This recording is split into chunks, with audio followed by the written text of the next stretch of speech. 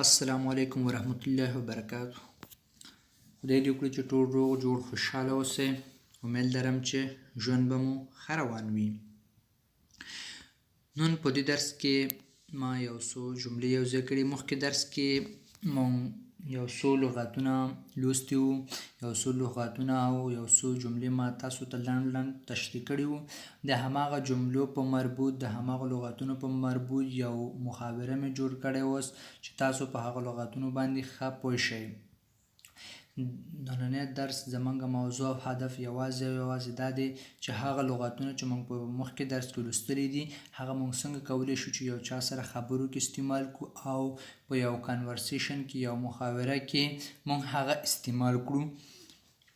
زموږ نننی درس یو محاوره ده د دوه کسانو په منځ کې.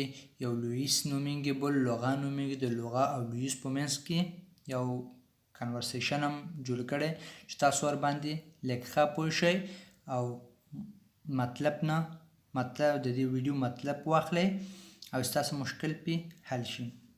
مخکې له دې چې ویډیو شروع کړو، که چینل مو سبسکرایب کړی نه وي نو چینل سبسکرایب کړئ چې هر وخت مونږ یو نوی ویډیو شیر کړو چې تاسو ته ورسیږي، او ویډیو لایک کړئ چې نور ملګري هم وویني، او شیر کړئ چې هغه ملګري چې زموږ سره په ارتباط کې نه دي، یوټیوب د لارې، فیسبوک د لارې، هغه هم وکولی شي چې زموږ د درسونو څخه استفاده وکړي او فایده واخلي. که مخکنی ویډیو مو لیدلی نه وي چې هغه لغاتونه او یو څو جملې چې موږ شیر کړي وو د دې ویډیو په مربوط، که هغه مو لیدلی نه وي کولی شئ چې د ویډیو په آخر کې آی بټن کې او ډسکرپشن کې هم ووینئ. موږ د فیسبوک، ټویټر او انستګرام د لارې هم ښکلي پوسټونه کوو.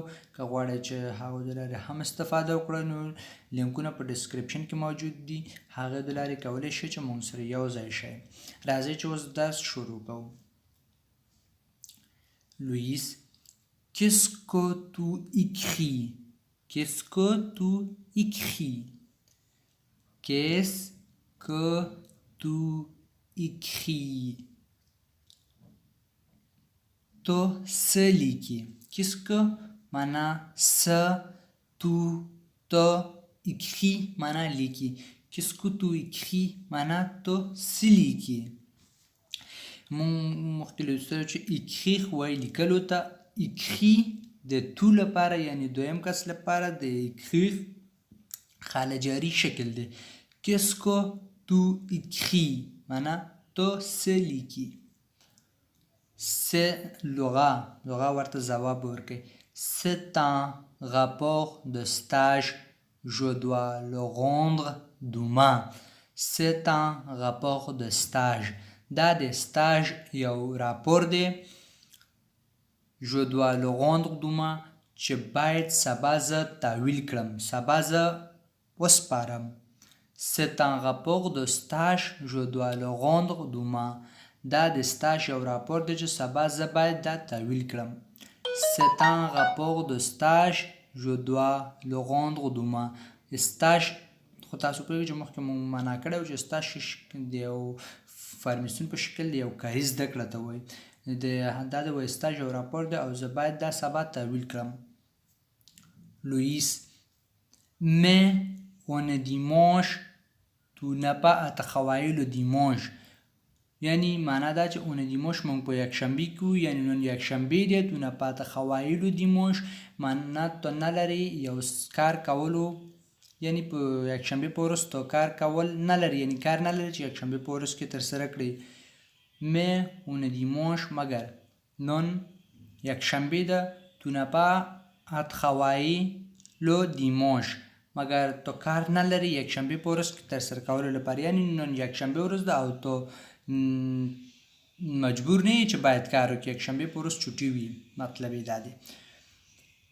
mais on dimanche نن یکشنبې ورځ ده. تو نه pas à travailler le dimanche مګر تو کار نه لري کولو لپاره په یکشنبې کې.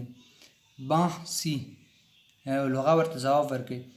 ben si دا یو داسې جمله ده چې موږ په خبرو کې استعمالولی شو. وایي ښه.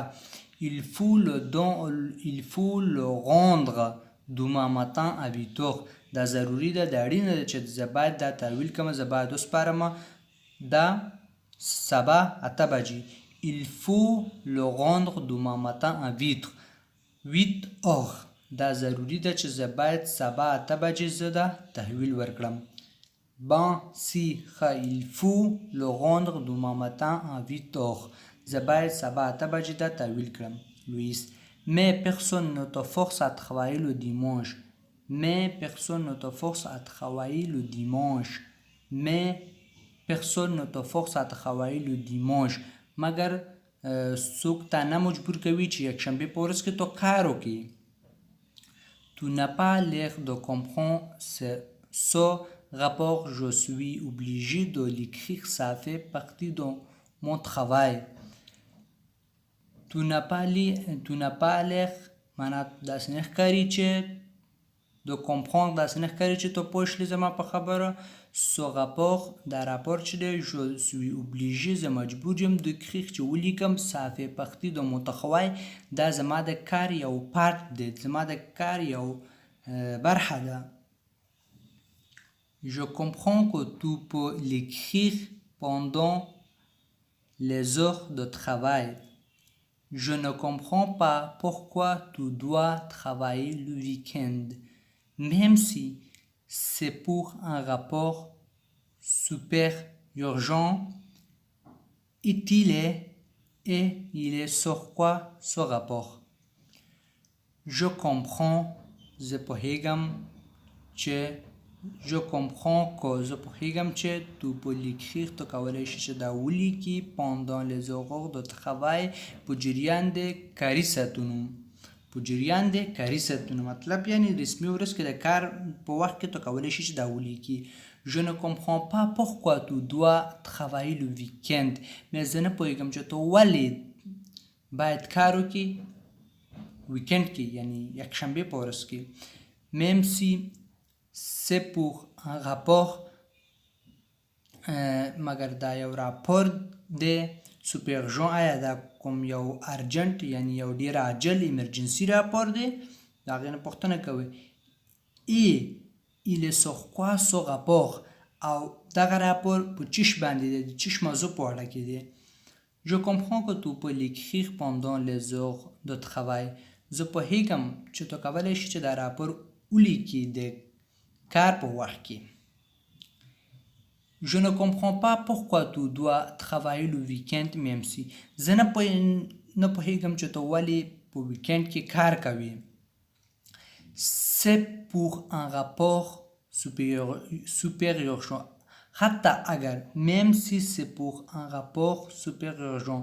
même si معنا حتی اگر c'est pour un rapport دا وی یو راپور super urgent معنا ډیر عاجل. او il est sur quoi ce rapport او دا راپور په چیش په باره کې دی. c'est sur les ventes de mouchoirs en papier au mois de décembre. دا راپور چې دی د هغه د کاغذي دستمالونو د خرڅلاو په باره کې دی چې دسمبر په میاشت کې ترسره کړي. c'est sur les ventes de mouchoirs en papier au mois de décembre. دا دسمبر د میاشتې خرڅول شوي دستمالونو په باره کې دی کاغذي دستمالونو په باره کې دی. c'est دا دی sur les ventes معنا سوخ معنا په لوند معنا د خرڅلاو یعنی خرڅول شوي د موشواغ معنا موشواغ او پاپیي معنا د کاغذي دستمالونو او mois de décembre معنا د دسمبر په میاشت کې. c'est sur les ventes de mouchoirs en papier au mois de décembre. دا چې د دسمبر د میاشتې خرڅول شوي دستمالونو کنده خرڅول شوي کاغذي دستمالونو په باره کې دی. Effectivement, ça ne peut attendre demain. Effectivement, ça ne peut attendre demain. Effectivement, معنا په اغیزمن توګه. Effectivement دو معناوې لري. Effectivement اغیزمن توګه په اغیزمن توګه او دویم معنا چې دی اصلا واقعا. Effectivement, ça ne peut attendre demain.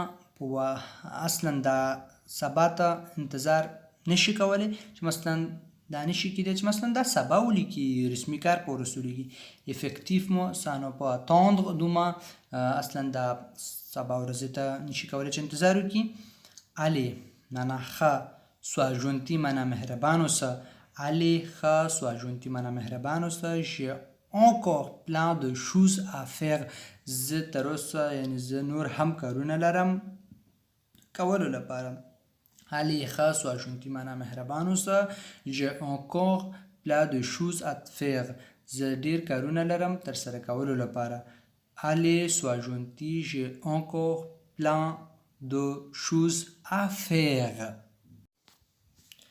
allez sois gentil j'ai encore plein de choses à faire زه مهربان اوسه زه نور هم کارونه لرم ډیر کارونه لرم د کولو لپاره j'ai encore plein de choses تر اوسه یعنې نور هم کارونه لرم بیا هم کارونه لرم چې تر سره کولو لپاره تر سره یې کړم دا زموږ نننی درس و امید لرم چې ورباندې پوه شوي به یاستی او دا ژبه یو داسې ده چې مثلا هر کله چې لغات په لغات معنا کې هر لغات ډېر معناوې لري او جمله کې چې استعمال لیک لغات په شکل او بیا جمله کې لیک فرق لري امید لرم چې ورباندې پوه شوي به یاستی ښه وخت درته غواړم انشاءالله په راتلونکي ویډیو کې به سره ګورو